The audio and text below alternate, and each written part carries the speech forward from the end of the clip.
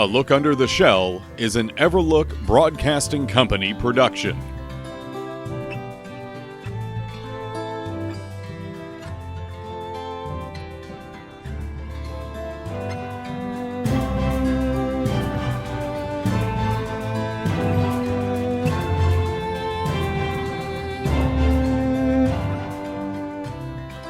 This is A Look Under the Shell, Episode 2, with myself, Dan. I am the arbiter, the host, the middleman, if you will.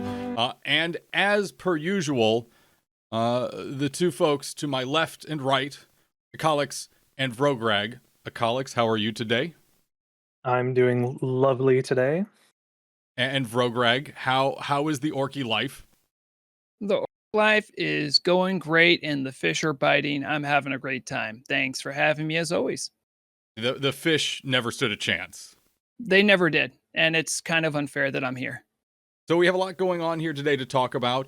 We have Jewelcrafting. Hopefully everyone has their banks and mailboxes full of ore to That'd be unfortunate. Oof. We have some Kara 40 information that we're going to start talking about. We're not going to share specifics.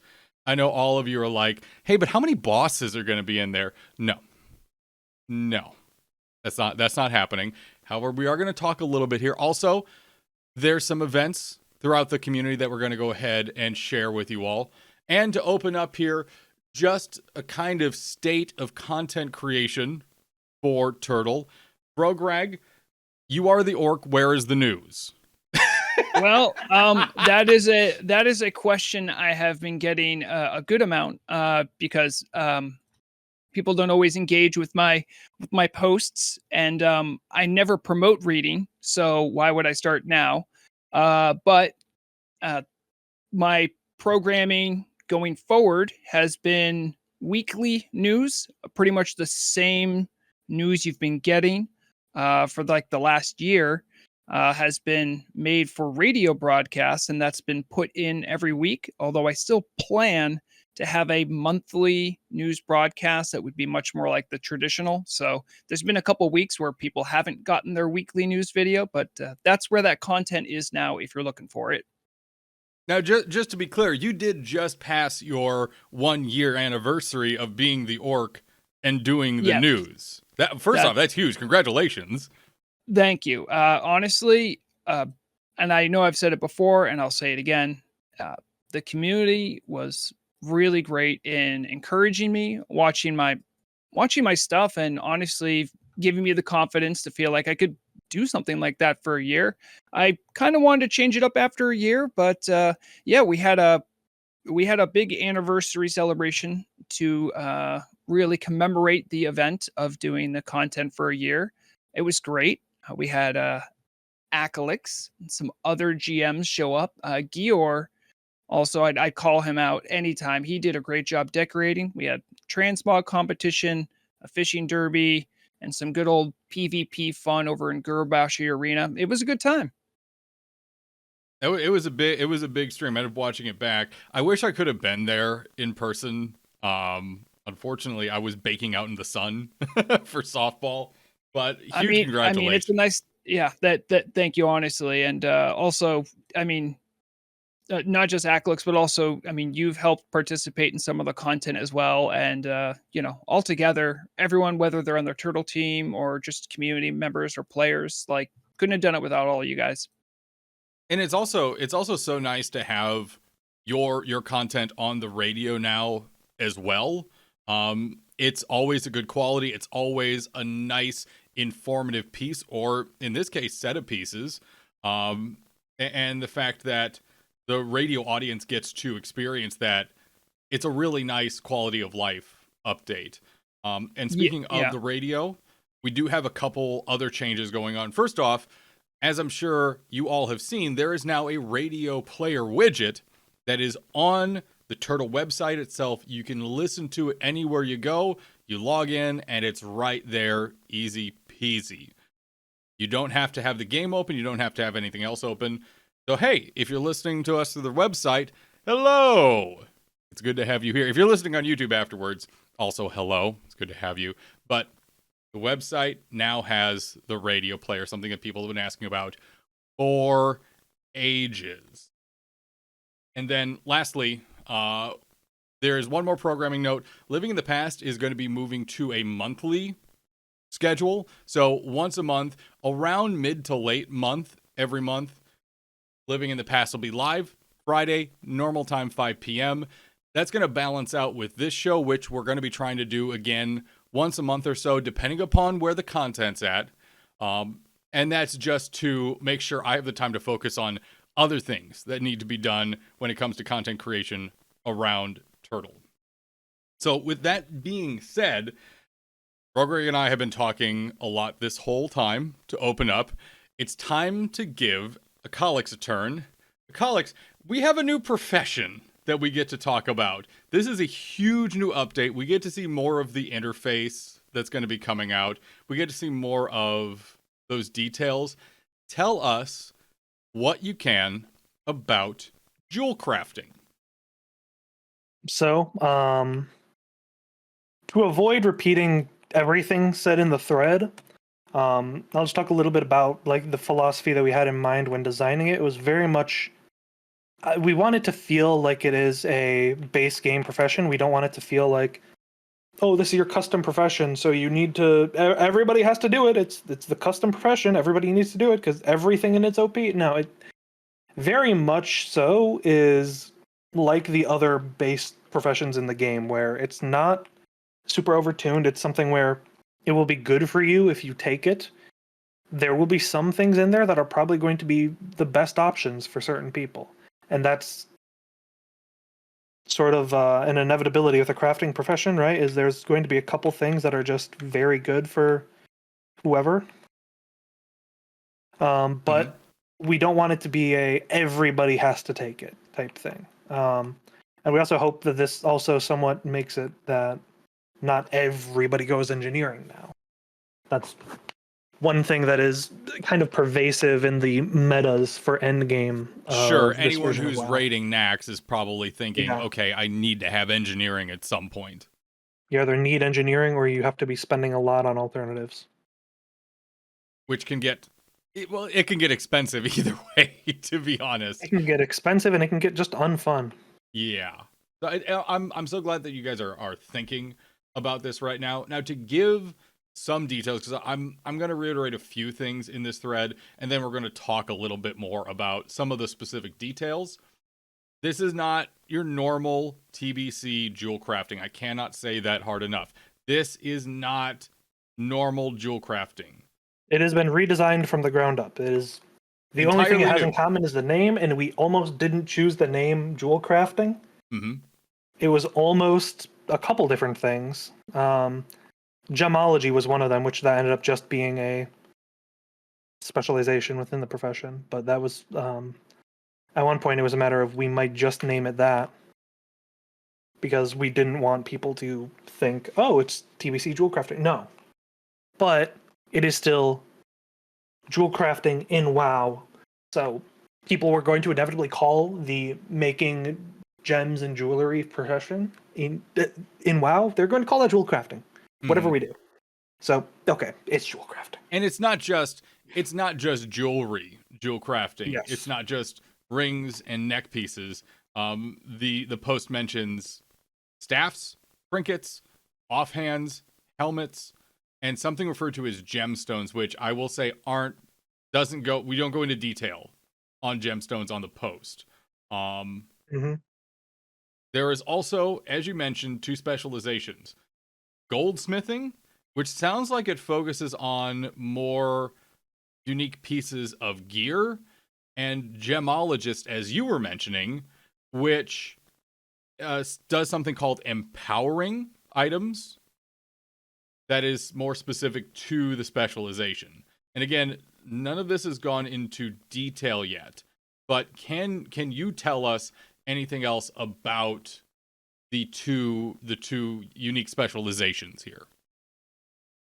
I can't go into too much detail about them. Beyond the fact that we want to allow both options to be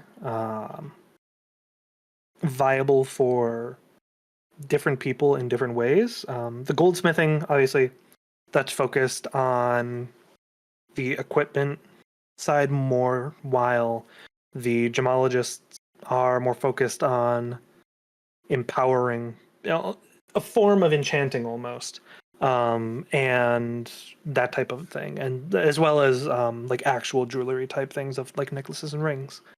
Um, and then obviously on top of both of those, I think one of the things that's actually very interesting is the fact that we implemented the special nodes, Mm-hmm. the gem clusters, I believe they're called. Yes, I did want to ask about those. And Vrograg, I'm going to give you a chance to ask questions here after I get a few out. But the first thing I wanted to ask about was the gem clusters. Now, if I'm reading this correctly, gem clusters are craftable, kind of recycled items that you can break back down into other gems. Yes. Oh, I didn't think I'd get that right on the first try. I thought you'd have to correct me there. Yeah, basically, I believe it might be somewhat similar to prospecting. I'm not 100% sure, but basically, it allows you to, because it hasn't been very clarified yet publicly. It's allowing you to use a lot of the stuff that you will gather while mining that you may not necessarily be wanting, to then make something actually useful out of them. That is incredibly useful. That's really nice to hear. Now, there is a big difference between the gemstone clusters, which you've been talking about just now, and something called the gemstone deposits. So tell us about the gemstone deposits. Those are one of the very cool things, in my opinion, one of my favorite parts. Those are going to be around until the patch drops in the open world, where it is going to basically be a new type of ore node, where you're going to be able to find these specialty nodes.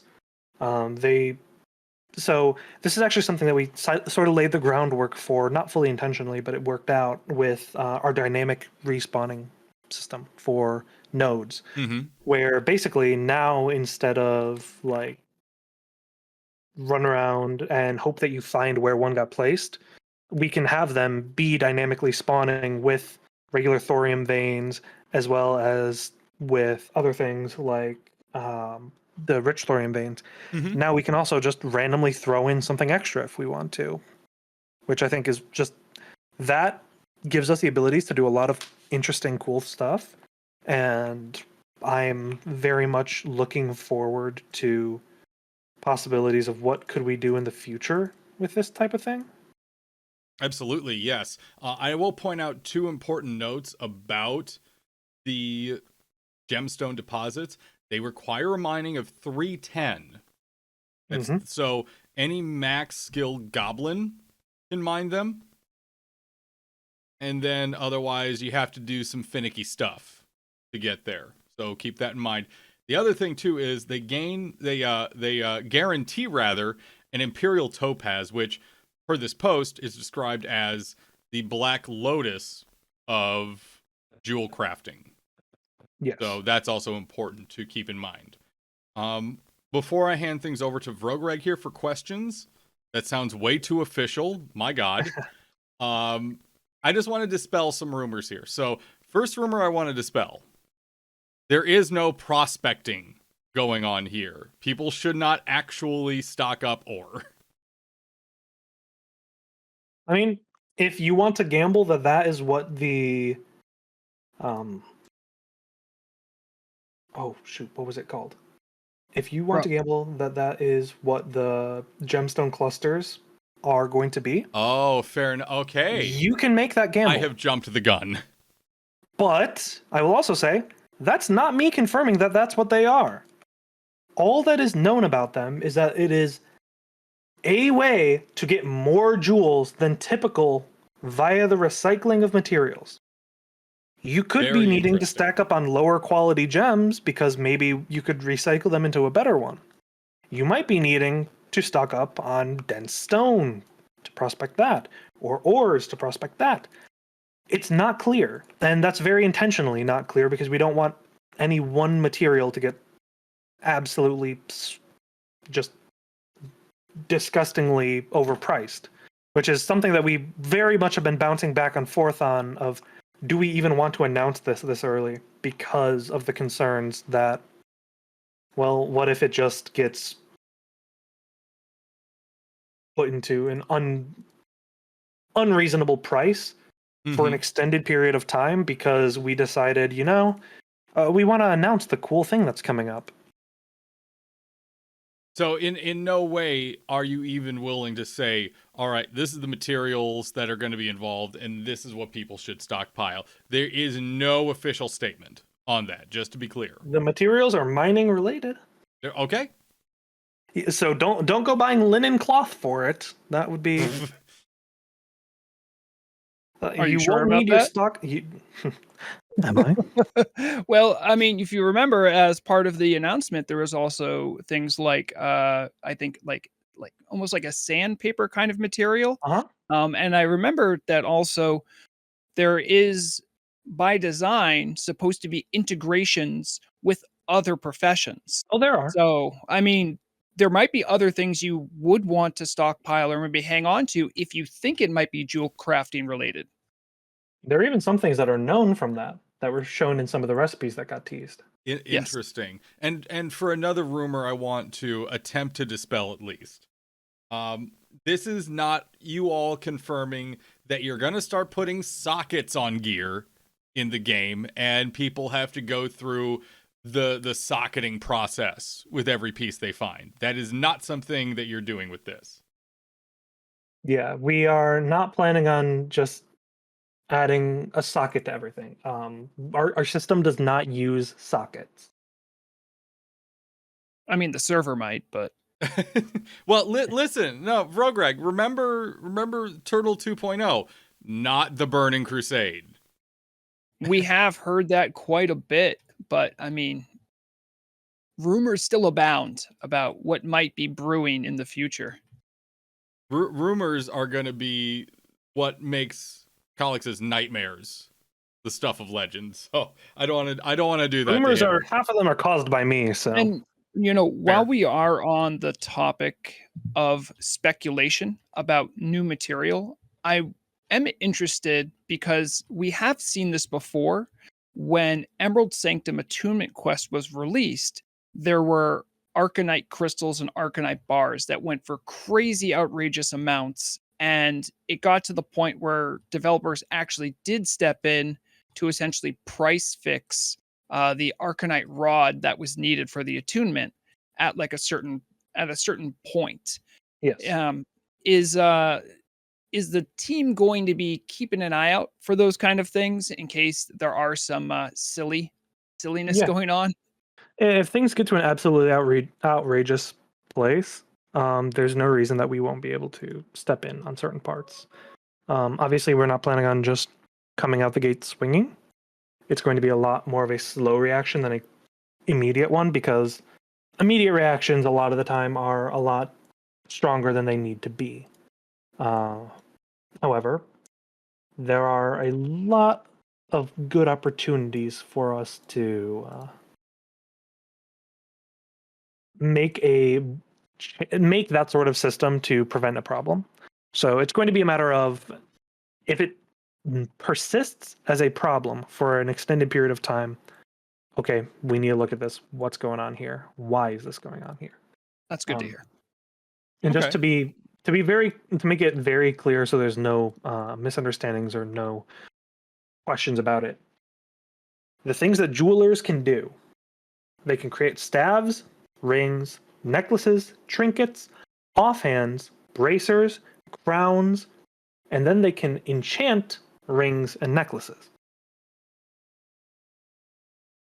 It's nice to see ring and neck crafting come into play, but also bracers, which generally don't get much love from most of the other professions, and a profession other than engineering that can make decent helmets. I know, Lionheart is still out there. That's one helmet. And that's pretty much it for blacksmithing. But it's nice that we're throwing in a lot more variety out there. That feels really good. You bringing up Lionheart Helm actually touches upon something that I wanted to ask about, if it's all right, Dan. I had this question brewing in my mind. Now, there has been for a long time sort of this push by the turtle team, especially the itemization team, to take into account the strength of crafted items that don't require even raid materials, and some things that were nerfed or buffed. Quite famously, the Bloodvine set was changed to not be as powerful as it once was, comes to mind, and Lionheart Helm. What I'm asking about is, now, Akalix, you just said that this stuff is meant to be useful all the way into the end game. Is there going to still be a limit like the other professions where there's going to be nothing that's going to be super best in slot forever? Or like, is that thinking still in place for jewel crafting? Spending 500 gold should not equate to getting the best item possible ever for your class. That's uh, we like to keep, obviously, good use for crafting professions and all that. However, it should not be the absolute pinnacle of gear. If you can get something just by running around for hours in the open world mining, that shouldn't be better than from hitting the highest rank in PvP or from killing the hardest boss in the game. You shouldn't look at that gear and be like, oh, that's a downgrade. I got this from 1,027 thorium veins. Like, you should definitely be getting good gear there, but it's included in jewel crafting that we don't want it to just be everyone has to get this item forever. That's just not a good gearing progression. That's not a fun gearing progression, so it's not one that we're aiming for. So based off of that, it makes me assume that any crafted gear that's going to be implemented is going to be in the either Blackwing layer to AQ40 range, because you guys don't want it to start tapping up against what Nax has to offer, or as we're going to talk about a bit later, we're not talking about gear, we're talking about the raid, but Kara 40 and what that is going to have to offer, if that question makes sense. The one thing I will say to that is just don't overly convince yourself, and this is not just to you but to anyone. Mm-hmm. Don't overly convince yourself that crafting gear isn't going to have any better gear ever, because we have 2 more tiers of gear that's going to be coming out within the year. We have 3.5 and 4. Mm-hmm. And both of those are going to be getting stronger and stronger, so there's going to be more room for very good gear to be crafted. But that doesn't necessarily mean that it's going to be amazing gear for everyone, and that doesn't necessarily mean that it's going to be stuff that is going to be permabyss. Okay. All right. So it's not like you're worried about which tier it's going to be in per se. It's just you don't want anything crafted to be towards that current maximum.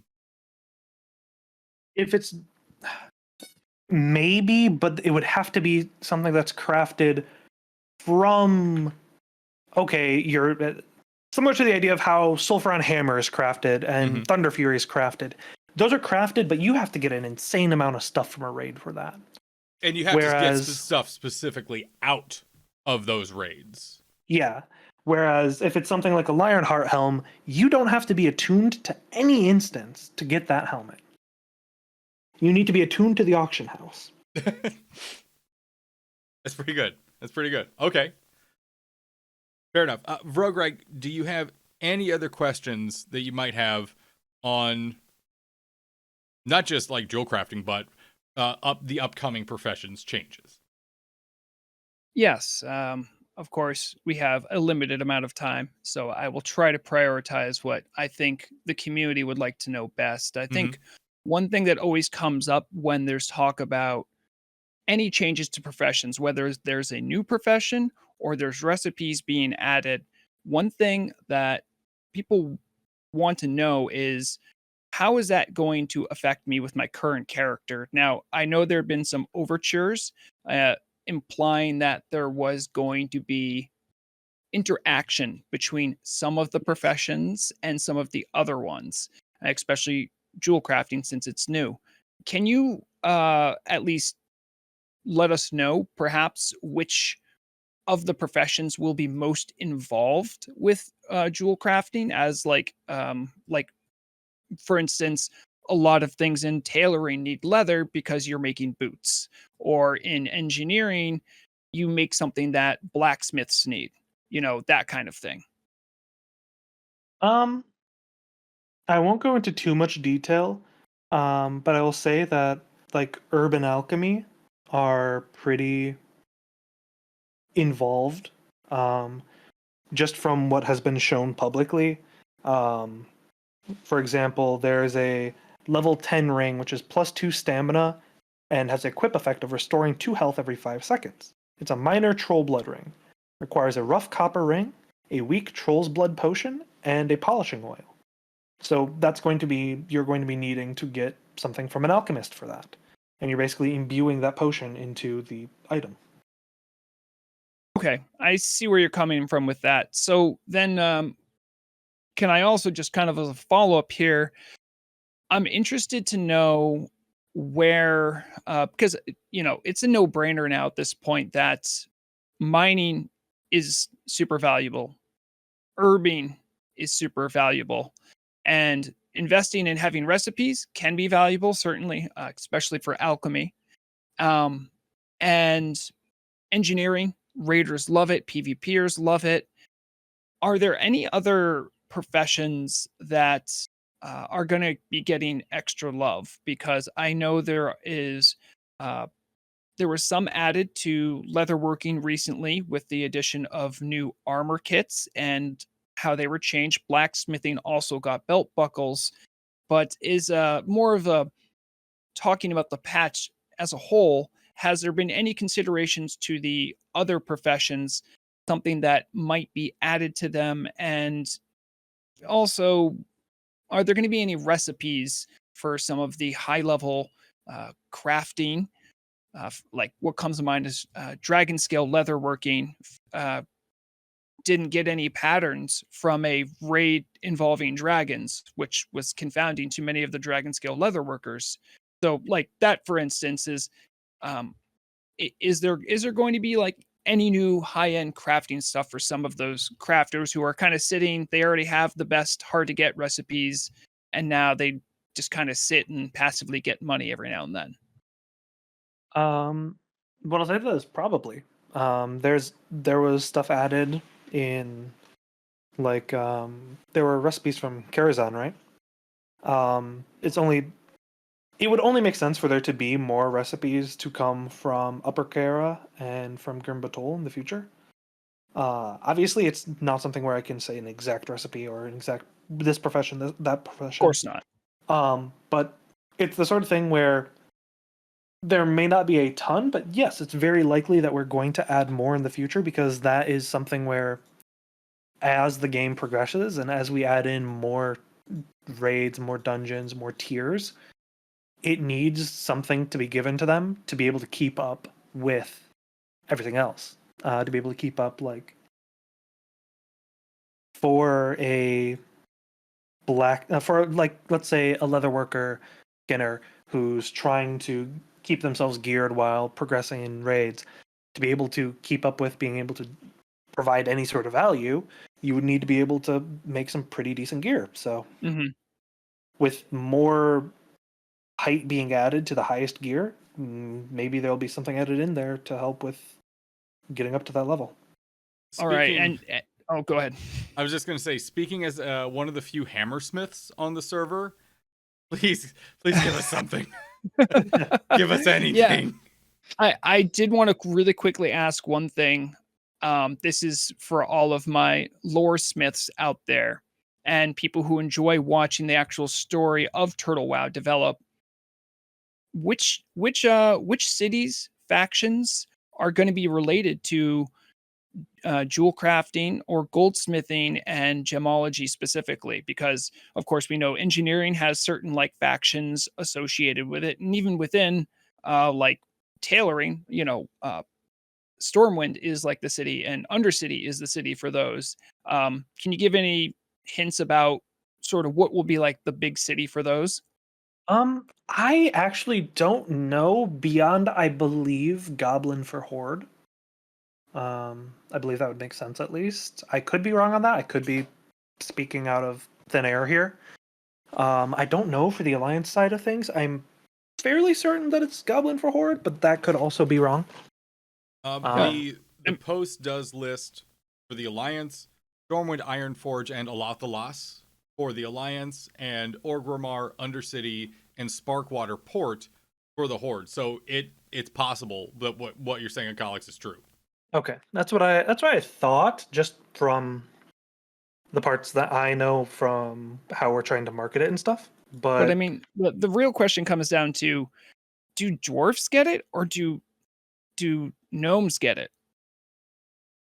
I mean, I think that's the big one, right? I mean, they both love tinkering with stuff, and they both love digging into the earth. So, like, hot take: give gnomes nothing. that's so mean and so correct, and I don't know how to address it. I will say it is my goblin bias. Yes, of course. And I understand that. I try not to be biased, but I feel like dwarfs have a right to maybe jewel crafting being their thing, but I could certainly see gnomes wanting to claim it because it's shiny. I could see it going to high elves. Really? Oh, yeah, I could. Yeah, yeah. It's there. This is entirely me talking out of my personal opinion and thoughts on it, not from something I can know and confirm. But they're a race that is known for their understanding of like arcane and stuff like that. They're known for being kind of fancy, kind of stuff like that. Where if you think of what's the most like fancy, what race would be most likely to care about dinky little trinkets and stuff? It's okay. You can just ask which race is the most vain. The answer is still high elf. 100% high elves. I say this as somebody who mains a high elf. Yeah, I know, and that gives you the right to say that. But I mean, yeah, I think that's fair. I mean, of course, I'm even curious too about. There was mention about there's going to be specializations and there's going to be quests associated with it too, and I would just love to know anything you could share about those quests if they're even written yet. I believe that they're in the written phase, but not fully implemented yet. Okay. Just to make sure none of us are talking out of our personal opinions, let's go ahead and take a short time out. Let's go ahead and take a short break. We have other stuff I want to make sure we get to here, including some community events, and I do want to spend some time on Kara 40. So hopefully everyone appreciated this deeper dive into the professions update that we're going to be seeing in 1.17.2. Jewelcrafting is going to be very exciting. It always is fun when a new profession gets integrated, and something as unique and prevalent as this could change the face of professions on the server as we know it, which is very exciting. A short timeout, a few songs, and then we return for the second segment here on A Look Under the Shell here on Everlook Broadcasting Company. The musical tracks for this episode have been removed due to YouTube copyright. To listen to the full episodes with music, tune in to Everlook Broadcasting with the in-game radio widget. Welcome back to A Look Under the Shell. This is the second segment of episode 2 here. We spent the first half, more than the first half there, talking about the new profession coming out here, Jewelcrafting.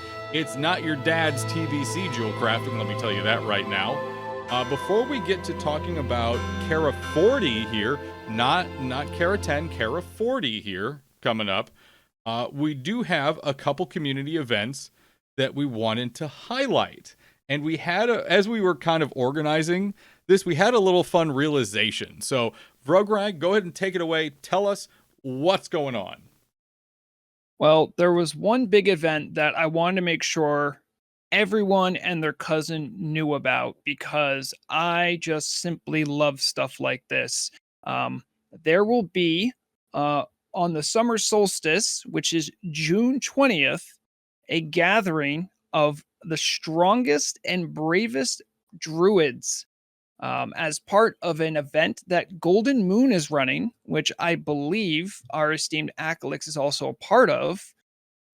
They'll be having an all druid MC, and I've been a part of one of these through Shock Warden did a all shaman molten core, and I just want to say that those events are so fun, and they really engage a part of the WoW brain that just isn't engaged very often, which is creative problem solving. Because sometimes you have classes that just don't have something, and you're limited in certain ways with Druid. Now, Druid, of course, famously, they have all the tricks up their sleeve. They might not be the best at something, but they have something for everything usually. Um, so if you're at all interested, there should be a post up in the event channel for Turtle Wild, the main Turtle Wild Discord. Go check that out. See if you can go, and definitely participate if you can. They're great community events, and just really strike at the heart of what I love most about Turtle WoW is little things like this. Um, so that was the big one I wanted to talk about. There are other events, and I always encourage people to check the events channel. It's not just all RP events. Sometimes there's other stuff going on, but by and large, if you're looking to get involved and to do something that is either out of the box or maybe something a little bit out of your comfort zone, those events, they're great. Just last week, there was something run by Arid Rune called the Void Pimp Show. I still don't even know what happened there because I don't think my character would be allowed to go because I'm not a warlock. But, like, stuff like that, it's just great to take a chance with people you don't know, play with them in a way you're uncomfortable or just new with, and learn something new. You could learn some lore. You can meet new people. You could find a new raid buddy, someone else to team up with for PvP. Like, I'll always encourage community engagement whenever you can dig it up. I'm still waiting for the day we get an all warrior MC. All warrior. The Diamond Flask rotation of doom. I was about to say we're diamond flasking and bandaging our way to victory. Those curses don't remove themselves, boys. That's going to be a rough one. I mean, it quite possibly could be the quickest run ever, if everything goes well. But also, just one quick community thing too. I wanted to let everyone know that there is a raid speed run archive that is being maintained by a community member named Vida. And Vida has told me on multiple occasions that you don't need to be a speed running hyper competitive group. There's been guilds that have just been using it as ways to track their own progress, track their own success and growth. And if you're at all interested in getting signed up and getting your times recorded and also stored at the archive, reach out to Vida. That's at VIDDA on the Turtle WoW Discord. And that's another great example of excellence in Turtle WoW community members doing something to make the community even better. And this is speaking more to the guild leaders, the officers out there who may be asking, well, why do I even want to spend my time on that? Not only is it a great way to share your progress and to integrate yourself and your guild into the wider turtle community, but also how powerful would it be if you could say, hey, we started out on the guild leaderboards for Molten Core a couple months ago, and we've already worked our way into the top 10. How incredible would it be to be able to say that, and then people go and check your times, see your runs, watch the VODs, start to experience what the culture that you've built in your guild. So there's so many reasons. There's so many good reasons that not only should you participate and appreciate the heck out of Vida. Yeah, and their great guy. efforts. Thank you so much, Vita, for that. But also share your VODs, share your experience, share your knowledge. This is a wonderful collaborative effort. And to see it grow and try to include as many people as possible really just makes me want to see as many guilds as possible, even if you're just the tiniest pug group. Get out there. Yeah. Participate. I can't tell you how often I get messages, and I'm happy to entertain them when people say, "Hey, I'm in such a such guild, and it'd be cool if you gave me a shout out, or like me, or my guild, a shout out in the news. We just got KT down." And I'll ask them what was the process like? And they're like, "Yeah, we started like a year ago, and we were all pugs." And I hear about it all the time. There's players that had never seen the inside of BWL going all the way to finishing Nax. Like, it's incredible when you hear it, and you'd be surprised at how willing other people are to take other players and really help make the game even better. Mm-hmm. Okay, let us get into Kara 40. And the way I say that, we're not actually entering Kara 40 right now. The raid is not done yet, and that's fine. The patch is not out. We don't know what's in there. Well, two of us don't know what's in there. Wait. We're not going right now? No. I have Vrograg parked out. Put your evasion tanking gear away. No. Oh my.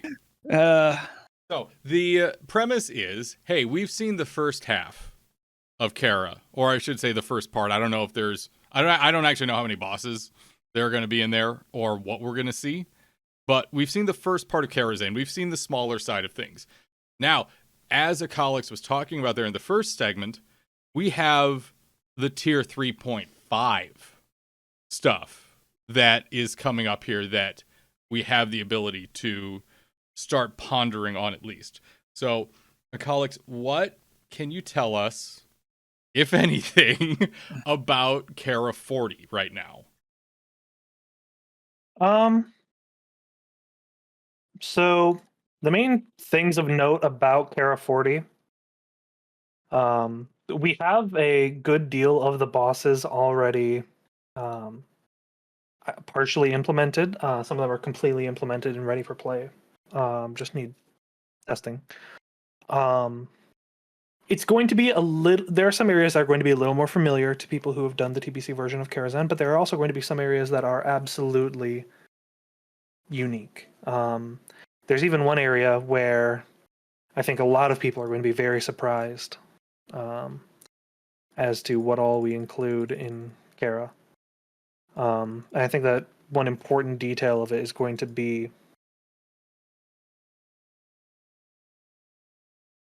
just generally the idea of Karazhan is a very weird and dangerous place.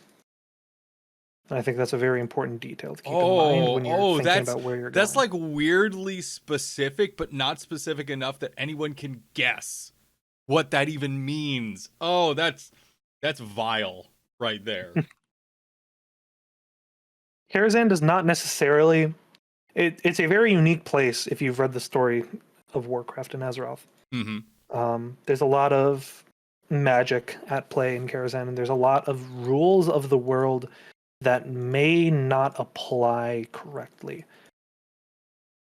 So it sounds like you're pretty reluctant to share some of the finer details, but as a bit of a lore enthusiast, I'm curious if you can let us know anything about the lore of Upper Karazhan, as far as we have dealt with Moros. He was in Lower Karazhan. What forces, what factions, what interests are there in the tower waiting for us? The best advice I can give is, if you're trying to figure out what's happening in Karazhan, is to think about the soundtrack, because that soundtrack is done. and that is the Karazhan soundtrack that we've put out. So if any, you might remember this, and Dan, you might as well, but when the initial drop for the soundtrack came out, that was Volka, I'm pretty sure, who composed Yes. that. Mhm. Great work. I actually did like a little bit of an interview with him. I talked with him about it, and I did like my own musical analysis. I'm not like a professional or anything, but from my findings and what I was able to like get from that deep dive on the music itself, I definitely left there, and I felt confident enough with going with the headline "Outlands confirmed."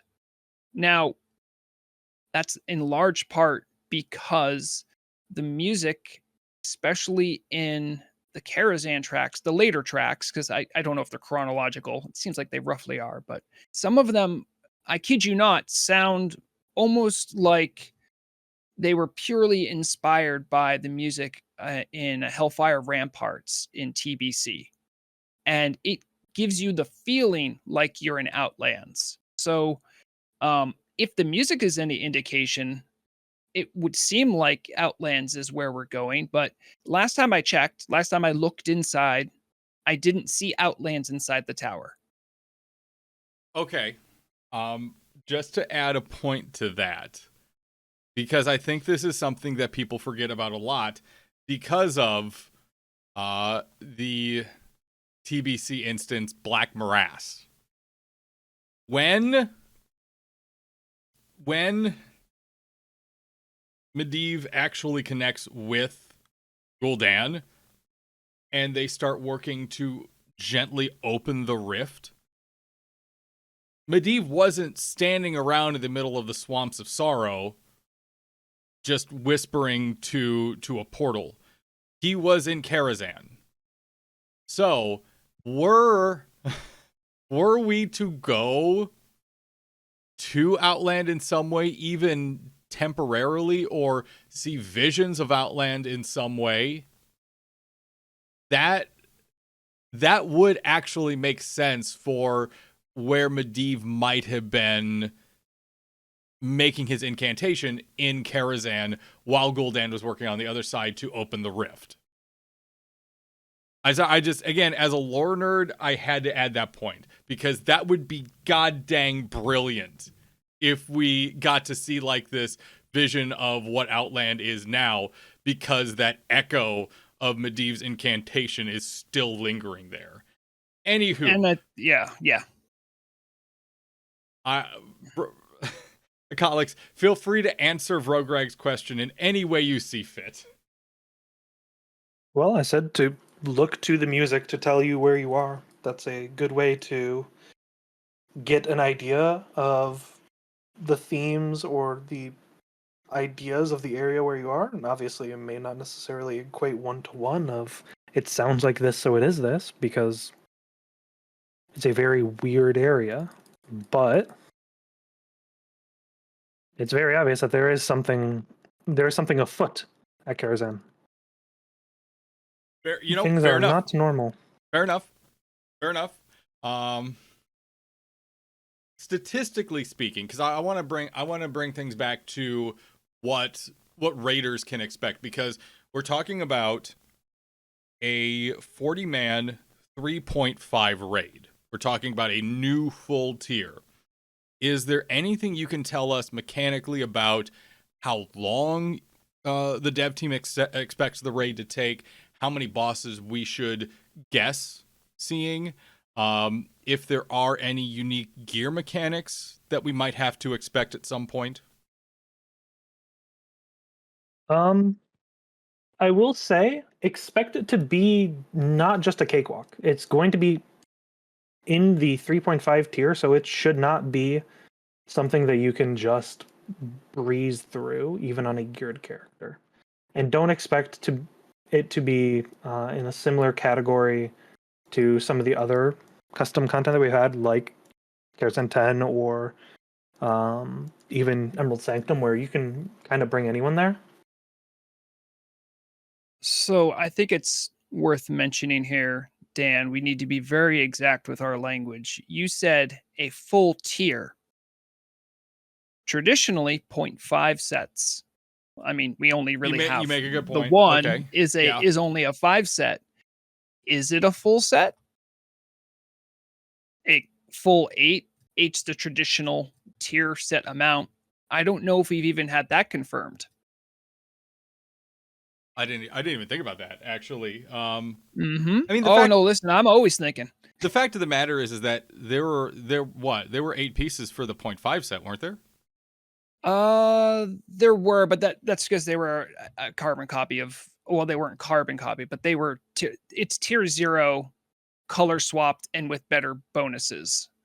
So the only other 0.5 representation we have is AQ40. So I don't know if the 0.5 is a matter of pointing out power scaling or if it's an indication that this is going to be more like the 0.5 set, the 2.5 set, and that there's only going to be 5 pieces and also only 2 set bonuses. That's a very good question. Akalix, can you respond to literally any of that, or is that all under wraps? There will be sets from Kara 40. I love you so much. That's what I thought. There will be gear that gives bonuses. So what you're telling me is that there's going to be bosses that drop gear in the raid. Is there going to be an attunement too? Some of them are even going to have mechanics. Whoa. Actually, I'm glad you brought up mechanics. Actually, and I'm obviously I know you can't discuss specific mechanics. I wouldn't expect you to. But I am interested to hear what the thoughts have been from the developers when designing Upper Karazhan. We have a big array of mechanics in vanilla, from Molten Core, which is manage not to drool on your keyboard and you'll be fine, up to Nax, where you actually need to not stand in stuff and sometimes consume protection potions. Obviously, the more difficult the content, the more involved raiders need to be. You know, you make fun of that, Vrograg, but I have literally fallen asleep during an MC before. It's very easy. If you're not tanking, even if you're tanking, it might be easy. But I think it's worth noting that Turtle does struggle and do what it can to be as close to like the vanilla experience. Obviously, there's new content, so it's not vanilla in that sense, but it tries to fit the material it has to make it feel like vanilla. So with that being said, have the raid mechanics for Upper Karazhan, has that been taken into account, or has there been more of a more modern look on raiding being considered and being like, hey, these people are raffle stomping all over Nax every week. They're speed running it under 2 hours, and there's some consideration to like maybe we should make it more difficult. Obviously there's very much a limit to what we can even do for difficulty in the vanilla game.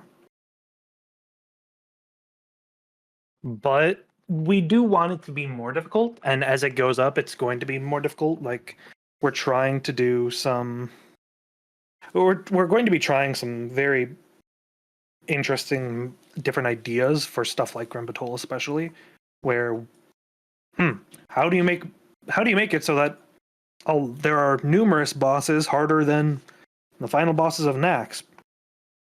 Because obviously, like, Cthulhu is harder than a good deal of Naxxramas bosses, but then there's a good couple that are harder than Cthulhu.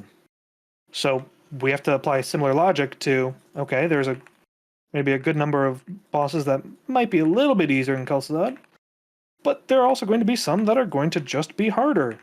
How do we do that without it being just constant stat checking, which is not the most interesting system? That's going to be obviously a good bit of it, because realistically, this game is not difficult to play. You just press your buttons, but stat checking is what generally provides the difficulty.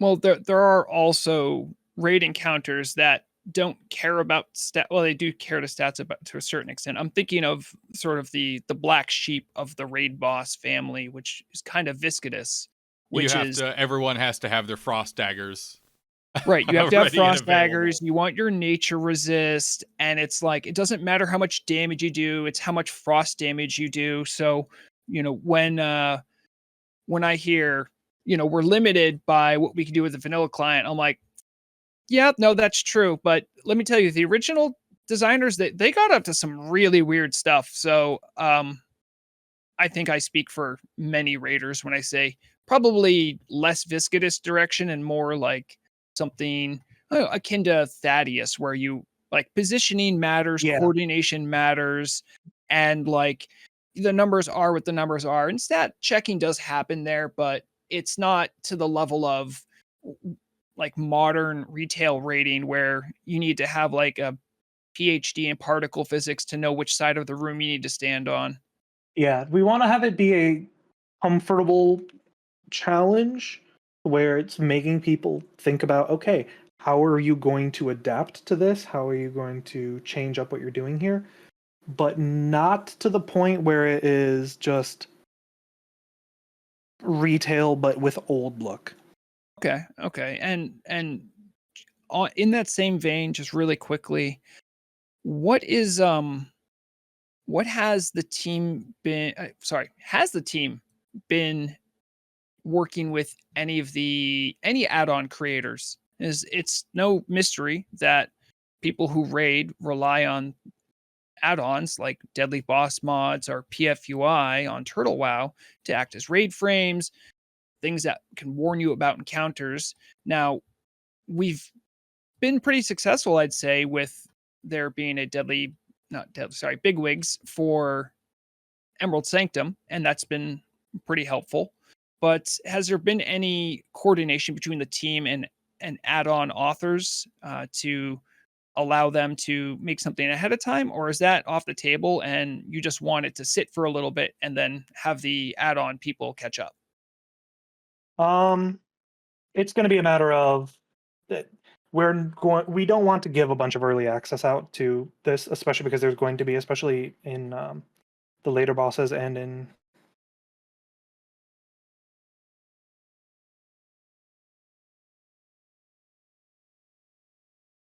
Akalix, you okay? it's sorry. Basically, we don't want to give spoilers to what is going to occur. Okay, I feel you. Um, there's a limited amount of info that we will be giving to certain people to help get things ready to go. Um, but we don't want to just overload it with we gave everybody early information on all of this. Um, So pretty similar to how Emerald Sanctum rolled out, where no one really knew about it. Like I did a video for it, so I saw it, but I was by myself, so I couldn't like check the raid mechanics. mhm. And just a very basic rollout. Like, hey, there's the boss, figure it out. And Yeah. yeah, I mean, I have to say I don't mind that approach. There's a whole separate Discord that formed and actually is now developing for future raids where everyone collaborates, shares information and strategies to try to get like the best possible stuff going on. So I like that stuff, but I also know with complexity there are certainly some raids that'll be more difficult. Like Emerald Sanctum has two bosses, and lower Karazhan's only 10 man, so it's probably not as restrictive. But I'm thinking of like some bosses where something like again Thaddeus, where plus and negative. I I'm sure there's a way to figure that out, but it would take a lot of guess and checking and a lot of struggle to even know that's how that works. Yeah, there's it's going to be something where we're going to when people are progressing into it should be like progression was in 2004 where people walk into this fight and they're just like what just happened to us? Because like imagine some of the boss fights that you had to progress back in those days. Imagine being the first group of people going into SAF. You go in and you're just like, "Oh, we're just all dying." Yeah. Trying to figure out Shazra early on was Oh, no. a nightmare. I mean, they did it, but it probably wasn't pretty. Oh, no. Can you talk at all about how many, if any, uh, resistance-based fights there might be, or is that a direction that the team is trying to move away from? Not something I have the information for. It's logical to assume that there might be a need for some sort of arcane resistance in Karazhan, but that's not something that we have that I have information on. I don't know if that's something that has or hasn't happened. I don't know if that's something that we are or are not saying. So That's also, at least in my opinion, a safe guess because it's Karazhan. There's probably magical nonsense happening literally throughout the entire place. That's absolutely true. And if you, for the longtime veterans of Turtle WoW, back when the now hiatus canceled, Scarlet Citadel raid was planned. There was word that arcane resistance would be needed for that. So, mhm. I've had a arcane resist set just sitting in my bank, just waiting any day now. That's dedication right there. Yeah, that's right. Want to make sure we're not going too far over time here. Akalix, any other comments or thoughts that you want to put out in regards to Kara 40 here that you want the community to be aware of? I think Kara 40 will serve as a bit of a. It'll serve as a good indicator for guilds if they are ready to look forward to Grim Batol, or if they need to reassess okay, what's wrong here and how do we fix it? And Because obviously not everyone is going to be able to instantly clear that, and that's okay. But there are also going to be groups that really struggle there because it's going to be, you can't just rely on the same mechanics that you've known for 100 years. You have to figure out, okay, what's happening here? And there are going to be groups that are just not able to clear it until there's a updated bigwigs of, okay, go left here so you don't stand in the thing where the boss yells, here, stand in this puddle to heal, and then it just kills you. Because they're lying. So, and I do want to point out that earlier you did comment that it might be a situation where you can't just keep bringing whoever you can bring. You may need to focus your raid group and your composition based on the mechanics that you need to deal with. And I'm extrapolating that based off of what you said. I'm not saying that that's how it's going to be, but it also sounds like with your comment on guilds and needing to reassess for Grim Batol, that may be kind of the direction that people need to be thinking. Almost like it's not just bring every warm body you have, bring the correct warm bodies that you have at that point. Yeah, I suppose the best way to put it would be, I can foresee a future in which guilds send smaller groups of people to be part of a coalition of sorts to do the raids, because their core teams of this guy, that guy, this guy, that guy are not up to snuff for the absolute pinnacle tier. Interesting. That's in many ways how it is, certainly for the harder fights in Nax too. So that seems like a good indication that there's, the difficulty spiking.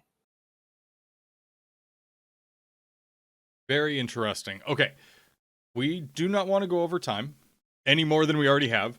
So we're going to go ahead and close up this Look Under the Shell, episode 2. Want to thank again Akalix and Vrograg for joining us here today. I've been Dan.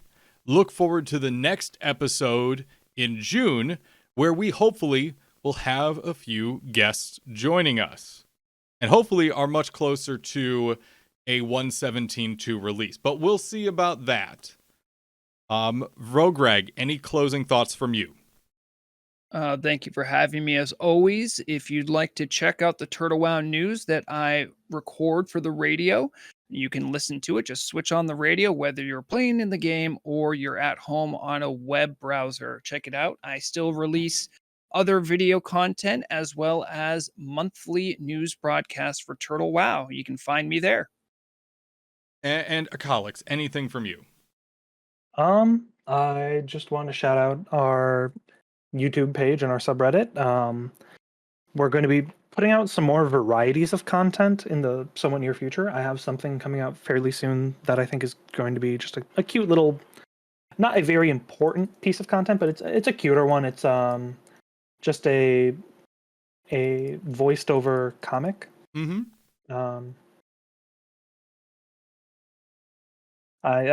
So if that's the sort of thing that you'd be interested in, more like small side stories, yeah, keep an eye out for that, because that's going to be something that we're going to be pushing out fairly soon. Wonderful. Okay, thank you so much, both of you. Viewers, audience, thank you so much for sitting through and listening to us talk more about Turtle and what's going on. We will see you in the month of May for another Look Under the Shell.